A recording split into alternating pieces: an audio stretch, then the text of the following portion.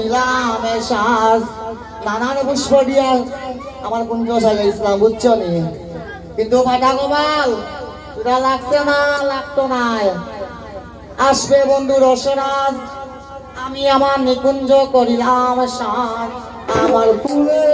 সত্তা হইয়া